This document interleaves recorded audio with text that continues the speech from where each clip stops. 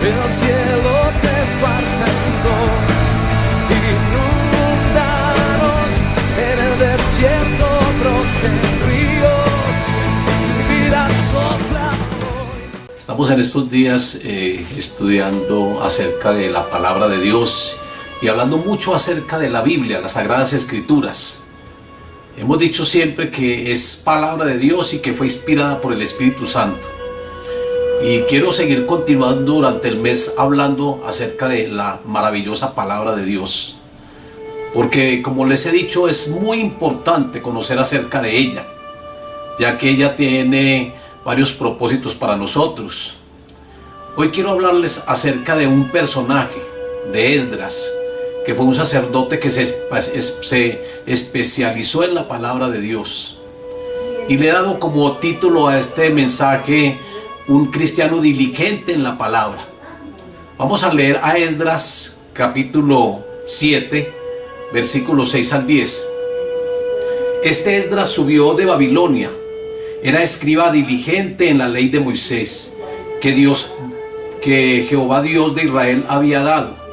Y le concedió el rey todo lo que le pidió, porque la mano de Jehová su Dios estaba sobre Esdras.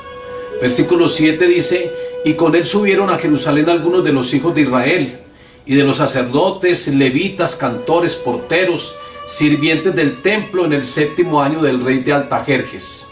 Versículo 8: y llegó a Jerusalén en el mes 5º del año 7º del rey. Y el versículo 9 dice: porque el día primero del primer mes fue el principio de la partida de Babilonia, y al primero del mes 5º llegó a Jerusalén, estando con él la buena mano de Dios. Porque Esdras había preparado su corazón para inquirir la ley de Jehová, y para cumplirla, y para enseñar a Israel sus estatutos y sus decretos. Esdras también había sido un cautivo por parte del rey Nabucodonosor, y estaba en Babilonia.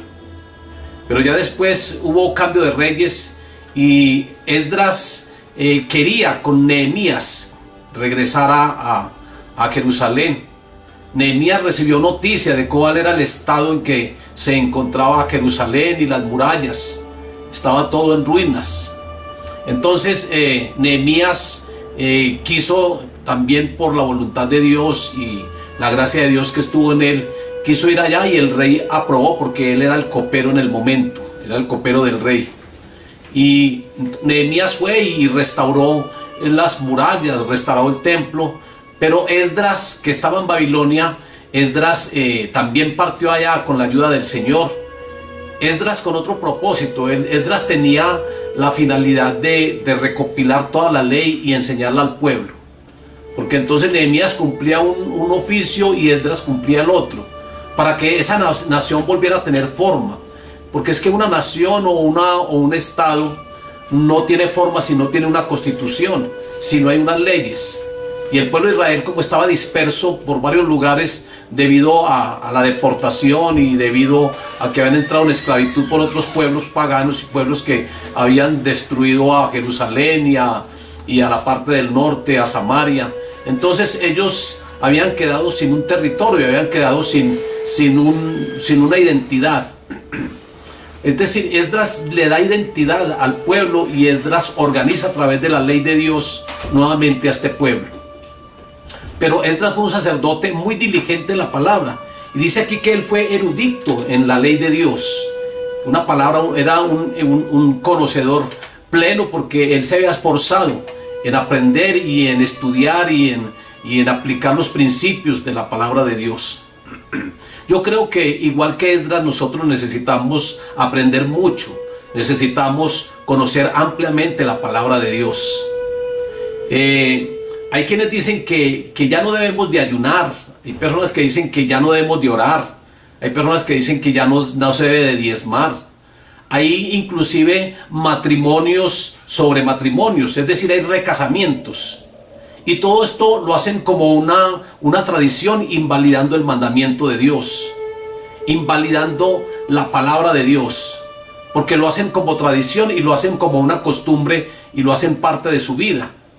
Y por eso es necesario tener un conocimiento de la palabra de Dios, porque nosotros no podemos invalidar la palabra. Algunos lo harán de pronto por algún interés propio.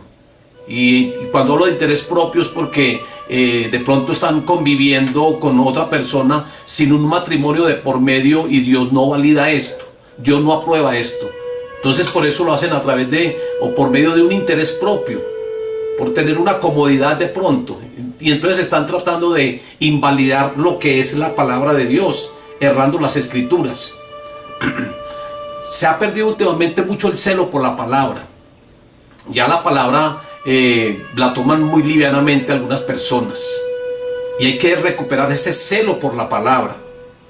Hay que vivir la palabra. El cristiano debe de vivir la palabra y debe ser celoso con ella. Inclusive muchas veces tenemos que defender algunos principios que están en la palabra que las personas tratan de cambiar. Nosotros tenemos que guardar celo por ella. Pablo era un celoso de la palabra. Pablo tenía celo de muchas cosas. Cuando hacía algo lo hacía con celo, con esfuerzo, con dedicación. Igual nosotros debemos de ser celosos con la palabra. Hay que defender realmente lo que creemos. Pedro lo dice que nosotros debemos de estar bien argumentados en la palabra para poder defender nuestra fe. Es que la palabra de Dios hay que aplicarla, hay que entenderla y hay que vivirla. Y también hay que hacerla entender a otros. Y los que estén errados, pues hay que decir que están equivocados, sencillamente. Pero hay que tener celo por ella. Y las necesidades que otros dicen en cuanto a la palabra de Dios son muchas. Hay personas que no conocen plenamente a Dios y cuestionan a Dios y hablan cosas de Dios. Dicen que Dios en el Antiguo Testamento era muy bueno, era muy malo en el Antiguo Testamento, pero que en el Nuevo es otro, que en el Nuevo es muy bueno, lleno de amor, y que en el Antiguo era un tirano. Hay otros que dicen que Dios cometió un error en habernos creado y que así como cometió el error debe de sacarnos de ese problema. Hay otros que dicen que en Dios está el bien y el mal y lo comparan con el yin yang, que es una filosofía oriental. Es una filosofía de dos fuerzas opuestas, pero que a la verdad se necesitan entre sí y se atraen entre sí. Y comparan a Dios con esa filosofía. Tienen conocimientos errados acerca de Dios por falta de leer la palabra. Hay otros que vienen amargados porque Dios está ausente de la creación, que está ausente de cada uno de nosotros. Entonces están combinando cosas buenas y cosas malas. Están poniendo una posición de acuerdo a sus creencias y de acuerdo a sus propios intereses. Dios no debería habernos creado, dicen algunos. Así que Él debe de reponer la falta. Y si Dios nos metió en el problema, que Él nos saque de ese problema, dicen otras personas. Por falta del conocimiento. Que Dios me creó. Si Él sabía que yo iba a pecar, entonces ¿por qué creó a Adán? Si sabía que iba a pecar, ¿por qué lo metió en el problema y metió a toda la humanidad? Y así sucesivamente hay una cantidad de conceptos por falta de leer la Biblia, falta de tener un conocimiento pleno acerca de Dios. La Biblia es muy importante leerla porque ella nos da un concepto claro, un conocimiento claro acerca de Dios Padre, de Jesucristo nuestro Redentor y del Espíritu Santo que ahora habita en el corazón de cada uno. Recuerde que somos templo del Espíritu Santo. Es importante conocer la Biblia. Ella no es un código de reglas, es el manual que Dios dio a cada uno de nosotros para llevar una vida conforme a sus propósitos. Es el manual de Dios para nuestra vida. Esa es la Biblia.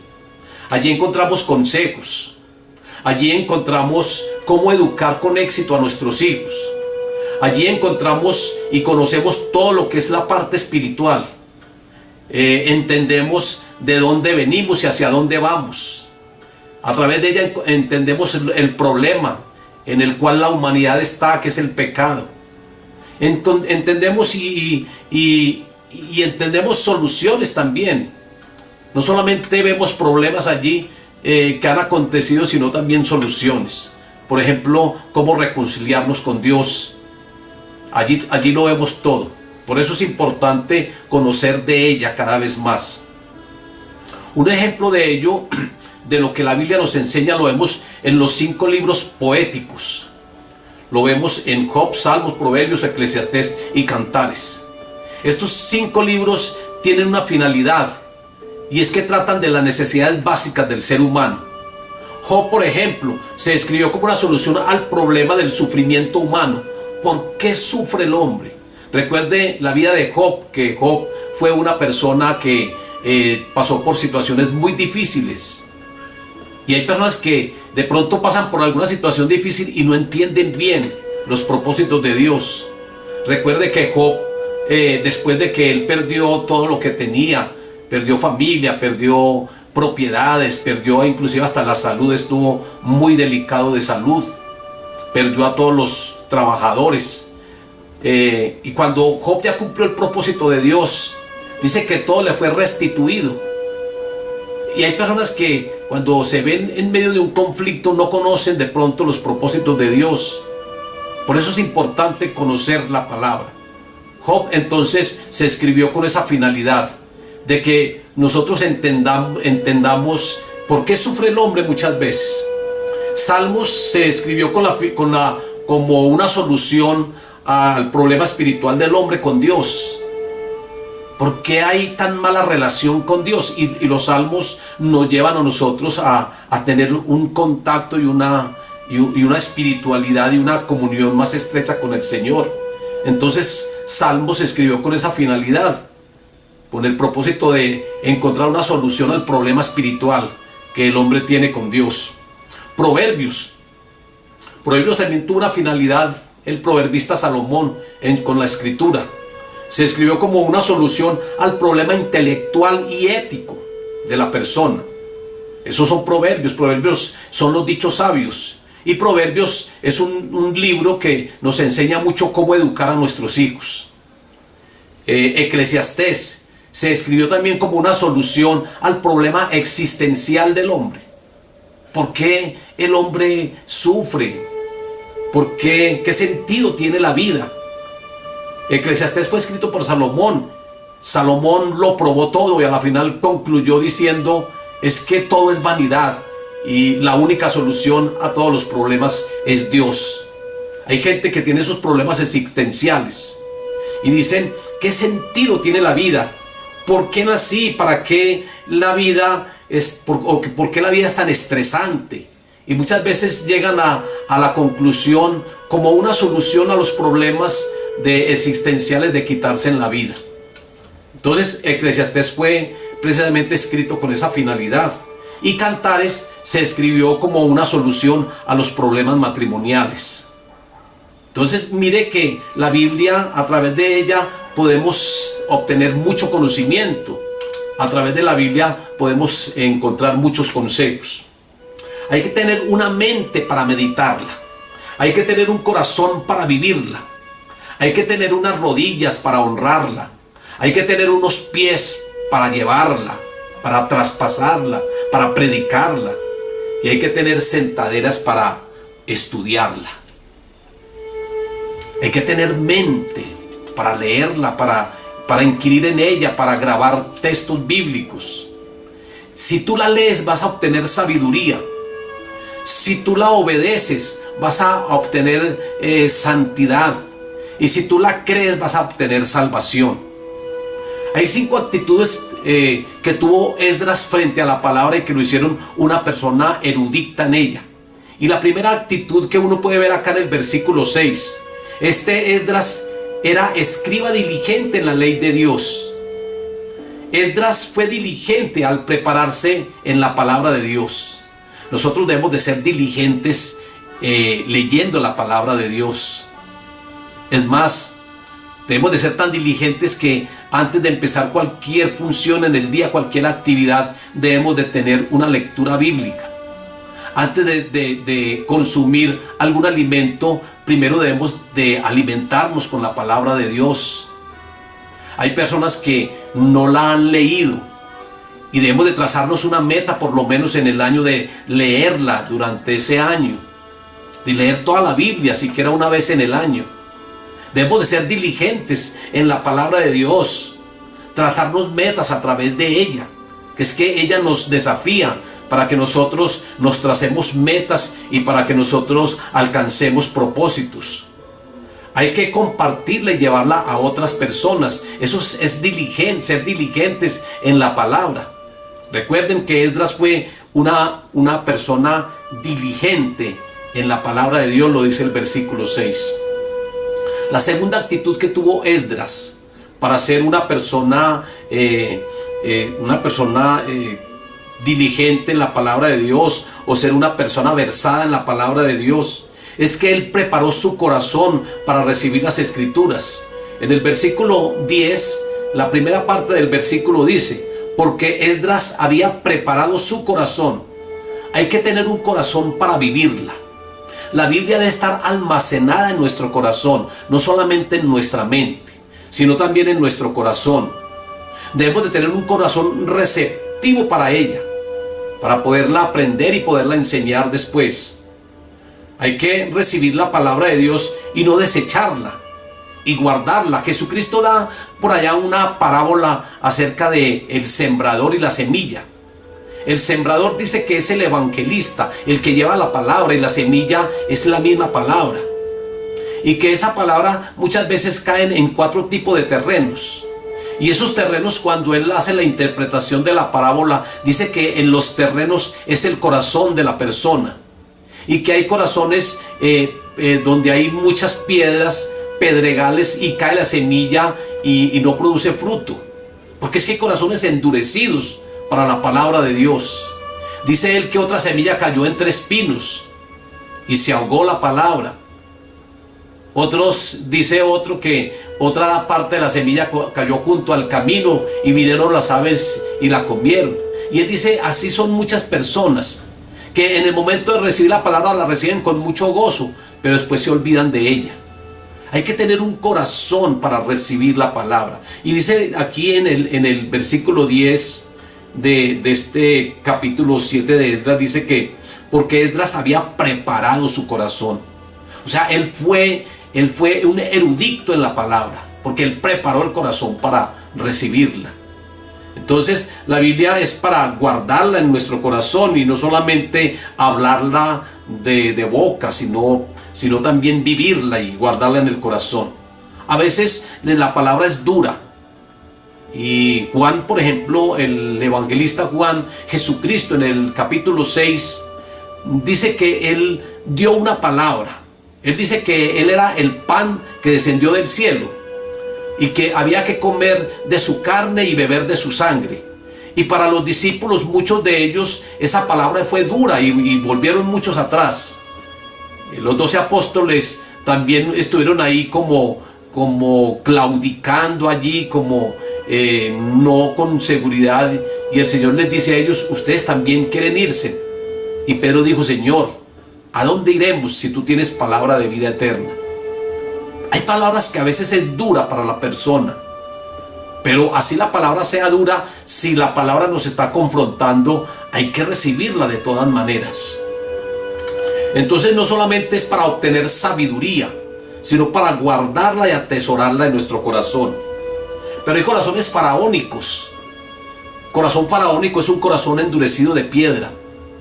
Por ejemplo, Faraón, cuando el Señor mandaba una plaga y llegaba la plaga y los afectaba, el Faraón le decía a Moisés, pide al Señor tu Dios para que quite la plaga, porque yo voy a dejar salir al pueblo de Israel. Moisés oraba, intercedía, el Señor quitaba la plaga, y dice la palabra que el corazón del Faraón se volvía a endurecer y al Señor le tocaba que enviar otra plaga y nuevamente seguía ocurriendo lo mismo hasta 10 veces. Al final pues ya fue la muerte de los primogénitos y ya él tomó la determinación de dejar salir al pueblo, pero dice que después se arrepintió y que su corazón se volvió a endurecer y empezó a perseguir a Moisés y al pueblo, y ellos pasaron el Mar Rojo y cuando llegó el Faraón con los jinetes y los caballos, dice que el mar se cerró y se los tragó a todos. Y hay personas que tienen ese corazón así endurecido, que el Señor les habla y ellos dicen sí, yo voy a cambiar, y a la final no cambian. O que el Señor les habla por medio de la palabra y dicen sí, yo voy a tomar determinaciones, pero continúan haciendo lo mismo. No, el corazón no debe estar endurecido para la palabra de Dios. Dice aquí que este Esdras era diligente en la palabra de Dios. Debemos entonces guardarla, y recuerden que de la abundancia del corazón es lo que habla la boca. Así que si nosotros tenemos mucha palabra en nuestro corazón, eso es lo que vamos a hablar. Palabra de Dios es lo que vamos a estar hablando, porque tenemos mucha palabra en nuestro corazón. Pero si hay amargura en el corazón, de allí lo único que va a salir es amargura. Si hay allí, por ejemplo, adulterio en el corazón, lo que va a salir de ese corazón es adulterio. Recuerden lo que Jesucristo dice, que no es lo que entra en el hombre lo que contamina, sino lo que sale del hombre. Y que del hombre salía el adulterio, del hombre salía la fornicación y salía todo, muchas cosas malas. Y eso era lo que hacían los fariseos. Eran hipócritas y todo lo hacían por apariencia, pero su corazón estaba lleno de podredumbre. Entonces hay que tener un corazón limpio, que la palabra de Dios limpie ese corazón, y atesorar la palabra para que de allí salga palabra también, palabra de bendición, palabra de edificación. Si una persona de pronto está en situación difícil, que de nuestro corazón salga una palabra de aliento para ella. Eso es lo importante. Hay que preparar el corazón para esa siembra. El cuarto terreno, que es el corazón, es que la palabra cae en buena tierra, es decir, en un corazón que está dispuesto a obedecerla y a recibirla. Y dice Jesucristo que a ese corazón es el que va a producir fruto al 30, 60 y al 100 por uno, porque cayó en buena tierra, cayó en un corazón que estaba dispuesto a recibir esa palabra, como el corazón de Esdras, que tenía un corazón, preparó su corazón para recibir esas escrituras. Entonces hay que creer con convicción de corazón la palabra de Dios, creerla con convicción, no solamente con nuestra mente. Miremos la tercera actitud que tuvo Esdras para ser una persona versada y diligente en la palabra. Versículo 10, el mismo versículo 10, pero ya la segunda parte, dice que Esdras se preparó para inquirir la ley de Dios. Así como Esdras, el cristiano debe de inquirir, es decir, debe de estudiar la palabra. Inquirir es indagar, es averiguar, es examinar, es estudiar cuidadosamente algo. Eso es inquirir. Nosotros debemos de indagar, debemos de averiguar, debemos de examinar la palabra, debemos de inquirir en ella. Hay que estudiarla para aprenderla, sobre todo aprender los principios bíblicos, porque aquí en la palabra hay muchos principios bíblicos. Nosotros debemos de aprender principios morales a través de ella, principios bíblicos, principios espirituales. Pero debemos de estudiarla, debemos de inquirir, debemos de averiguar. Hay textos bíblicos, hay algunos textos que son difíciles de entender. Pero yo pienso que el Espíritu Santo es el que le va enseñando a uno todo cuando uno realmente quiere y tiene un corazón dispuesto y uno quiere obedecer, y cuando uno está inquiriendo, cuando uno está averiguando esa palabra de Dios. Tenemos que meternos con la palabra de Dios, y todo esto se da a través de un proceso. Hay que leerla, hay que meditarla, hay que estudiarla. Así vamos adquiriendo la mente de Cristo. Recuerden que la palabra misma lo dice. Primera de Corintios capítulo 1. ¿Quién conocerá la mente de Cristo? Nosotros tenemos la mente de Cristo. Y la mejor manera de obtener la mente de Cristo es a través de la palabra de Dios. Porque allí están plasmados todos los pensamientos de Dios. Están plasmados la voluntad de Dios y los propósitos de Dios. La palabra cambia los pensamientos. La palabra transforma nuestra mente. Si nosotros leemos la palabra, vamos a tener una mentalidad diferente. Hay personas que no son conocedores de la palabra y viven en pecado y tienen una mente carnal y pecaminosa. Pero si nosotros leemos la palabra y la estudiamos, inquirimos en ella, nosotros vamos a tener una mente renovada, diferente. Ya no vamos a pensar en el pecado, ya vamos a pensar en otras cosas. Vamos a pensar en el Señor y en sus propósitos. El que estudia adquiere sabiduría, recuerden. El cristiano es una carta leída. Y si nosotros tenemos la palabra en nuestro corazón, nosotros vamos a ser de buen testimonio. El cristiano es carta leída. Y debemos identificarnos por lo que hablemos y por lo que hagamos. Y si yo pienso en la palabra y medito en ella, yo voy a actuar de esa manera. porque uno actúa conforme a los pensamientos. Uno obra de acuerdo a lo que tenga en su mente. Si mi mente está renovada y pienso en las cosas del Señor, pienso en la santidad, pienso en la obediencia, yo voy a vivir como tal. Pero si yo tengo pensamiento carnal y pecaminoso, solamente mis actitudes y mi forma de actuar va a ser así, de una forma pecaminosa. Miremos la cuarta actitud que tuvo Esdras para ser una persona diligente en la palabra y para ser una persona versada en ella. Versículo 10, el mismo versículo 10 es la tercera parte del versículo. Él se preparó para cumplirla.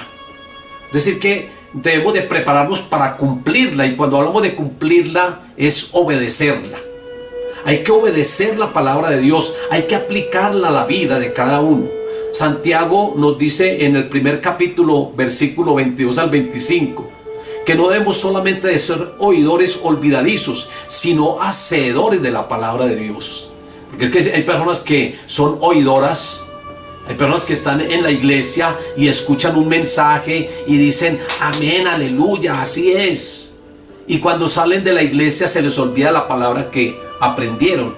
Son oidores olvidadizos. Y nosotros no podemos ser oidores olvidadizos, sino hacedores de esa palabra. Que esa palabra nos llegue y que nosotros podamos vivir esa palabra. Jamás trate de entender a Dios en algo que no le has obedecido. No pretendas entender a Dios cuando no quiere obedecerle. Yo pienso que muchas personas no entienden muy bien la palabra porque es que ellos no están dispuestos para obedecerla. Entonces se les va a dificultar entenderla. Todo principio que se aprenda hay que ponerlo por práctica. Todo principio que nosotros entendamos en la palabra. Recuerde que Jesucristo vino a traer principios. En el Antiguo Testamento todo estaba fundamentado en la ley de Moisés, la ley mosaica. Pero Jesucristo vino a traer una nueva doctrina, un evangelio, y vino a establecer principios del reino. Todo principio que aprendamos, así sea del Antiguo Testamento también, algún mandamiento o alguna ley, todo principio debemos de aplicarlo a nuestra vida. Eso es para practicarlo y para vivirlo. Muchas veces Dios no nos enseña cosas ocultas porque de pronto nosotros no estamos dispuestos a obedecerlas. Y Dios lo hace más bien, yo pienso que es como una protección, porque es que si Dios me enseña a mí algo, Dios me lo va a demandar. Entonces por eso Dios muchas veces a personas no le enseña o no les muestra o no les ilumina la palabra porque ellos no están dispuestos a tener un cambio. Entonces más bien Dios se abstiene de eso. Jesucristo muchas veces predicaba por parábolas también como una protección porque estas personas no cambiaban. Entonces lo hacía por parábolas y ellos quedaban prácticamente en las mismas. Dios muchas veces no enseña la palabra a muchas personas porque no están dispuestos a cambiar ni a obedecer esa palabra. Dios da palabra rema en momentos determinados. Y la palabra rema en una persona es una palabra revelada de parte de Dios para que la persona lo ponga en práctica. Hay palabras remas diferentes a personas distintas en momentos determinados. Yo puedo leer la palabra un capítulo y la otra persona puede leer el mismo capítulo, pero el Señor me puede hablar a mí a través de algún término, a través de alguna palabra me puede hablar, y a la otra persona la puede hablar en otro pasaje o en otro capítulo. Pero Dios tiene una palabra rema, una palabra específica para cada uno de nosotros. Cuando Dios nos da, Él también nos exige, recuerde.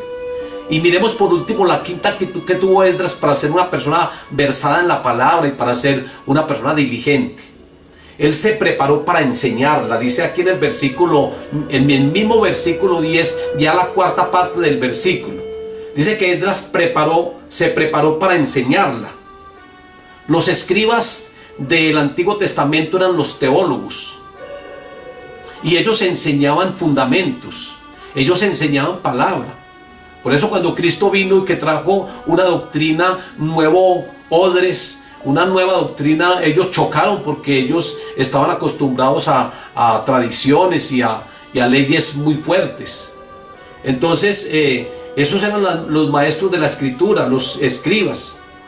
Y Esdras dio al pueblo lo que todo lo que él aprendió, todo lo que él había estudiado, él se lo quiso entregar al pueblo. Porque es que nosotros debemos de retroalimentarnos.